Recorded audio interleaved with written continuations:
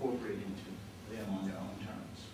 Now when it comes to language, Afroasiatic is one of the phylum of languages that Joseph Greenberg described in his writing in the early 60s, something he worked on a long time.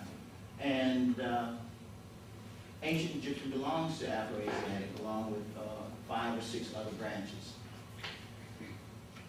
The debate about whether Afroasiatic arose in Asia or in Africa is almost laughable in the sense that using linguistic criteria of historical linguists, its origin, not only by evidence, but also by actual opinion of most of the linguists, is that it arose in Africa. Why? Because the greatest diversity in the family is to be found in Africa. There's only one outlier, and that's Semitic. And Semitic is a very derived member of Afroasiatic. If Semitic were like Omotic, which is found in Ethiopia, and either a distant cousin or a member exhibiting very archaic features, then one could buy reasonably that Afroasiatic arose in the Near East. But otherwise it won't work. So the principles of greatest diversity in Africa, the reconstructions back in Afroasiatic show that it was spoken, that its ancestral mother was spoken by hunters and gatherers, not by Neolithic people. So as you recalled earlier, I pointed out that for those who say that Afroasiatic was introduced into Africa by farmers, the dates won't work, and the reconstructions in the linguistic family will not work. When you reconstruct by using Babylonian, Akkadian, etc., reconstruct agricultural terms back into Proto-Semitic, you wind up with all of the items. And we know, based on archaeology, that they were farming there some 2,000 years before Egypt, and that they were speaking Semitic languages. When you reconstruct terms for agriculture or terms for plants and animals, etc., back into Afroasiatic, what you find is that they are hunters and gatherers. You cannot reconstruct back into the mother language, the ancestral Afroasiatic terms for farming. Now, the procedure for doing this would take a long time to discuss, and I am not a historical linguist, but I consume historical linguistics and talk to them all the time. You do have some holdouts, and you do have some people who want to still insist on this. I personally believe that's for ideological reasons. Now, the writing in Egypt is Gamal Mukhtar, who was in the Supreme Antiquity Service of Egypt, pointed out that the flora and fauna in Egyptian writing are all essentially local, Nilite plants and animals, that is to say they're African. More importantly, the terms for kingship, the terms for the crops, even the wheat and barley in ancient Egyptian are not loan words. As you all know, when the British Parliament opens up, Norman French is uttered because a part of the English state that modern English society is rooted in some of those things that William Hastings, etc., and the Normans left here. When you look at, and in other situations as well, we can tell the terms have traveled. The terms for kingship, terms for all the major, for all the implements of the offices, don't come from any place else. They are not Semitic loanwords, they're not Sumerian loanwords. Even the names for the crops in Egypt, those imported things, the wheat and the barley, are Egyptian, which suggests some other things which we can talk about later. To me, it suggests that they were familiar with other similar plants and just simply transferred their names. Is that the case? This illustrates at least one theory about the spread of Afroasiatic, that it arose in the Horn. One would be Omotic, the family in the Horn. The actual locale, based on least moves, the criteria of least moves, the most parsimonious locale of origin, would be that the family arose in northeastern Africa, either someplace in the Horn, the Sahara, or Egypt itself.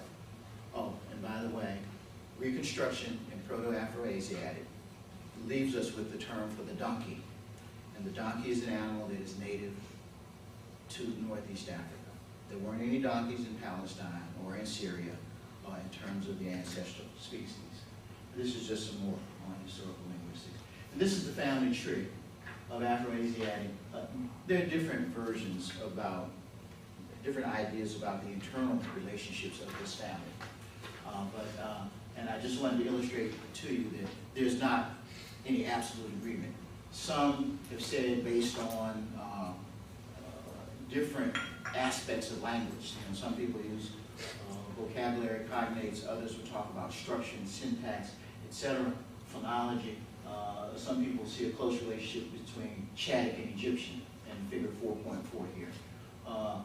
Other people would say that Berber, Semitic, and Cushitic are close, and that Egyptian Coptic stand off by themselves, as seen in 4.1. Others speak of a Boer-Afrasian group, whereby Berber, Egyptian, and Semitic are closely allied to each other, and they split apart. The fact of the matter is that when you read historical linguistic studies, and you have to read a lot, you can't just read one writer. Militarev, who works in Israel, who's Russian, still believes that the Afroasiatic arose in the Near East, and he associates it with the Natufian culture. He is a minority in terms of historical linguists. But even he now doesn't say that they were agriculturalists. So once again, we have a split in about a linguistic subject. Now, human biology is very interesting in this regard. We have evidence for individuals in the Nile Valley, people, modern people, going back in terms of hard evidence, 55,000 years. Ram's a child from Upper Egypt. Nasi Kata hominid, we have material from southern Egypt, Wadi Kubaniya. Obviously, there's been a long presence of modern humans in Africa, and the different types of data still point to Africa as being the home of modern humans.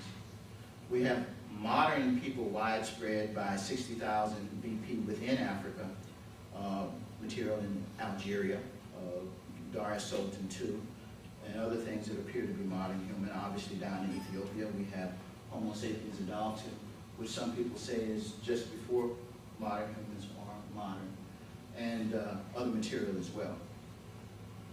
When it comes to modern DNA data, it seems that the northeast quadrant of Africa contains a subset of a wider African variation, and that the rest of the world contains a subset of this. Now, I think it's very important that we all gain the apparatus to critique what geneticists turned population historians have become.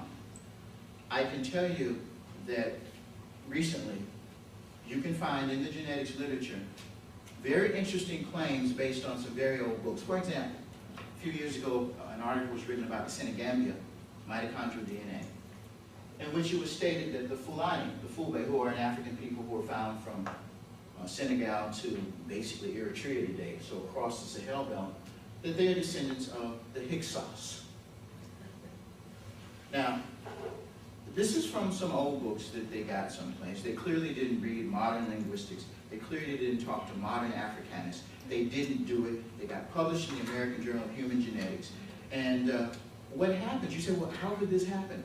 It happens because the people doing genetics and the editors of those journals are more concerned about the techniques of genetics. And they just assume that the, quote, soft part, they got that right. But they don't give those articles to other people to referee equally as strong, because they don't think that what Africanists have to say is important and what African linguists have to say is important. This is a very harsh judgment on my part. Some of this has changed, but I have the hard evidence that this is true. I have the hard evidence that this is true.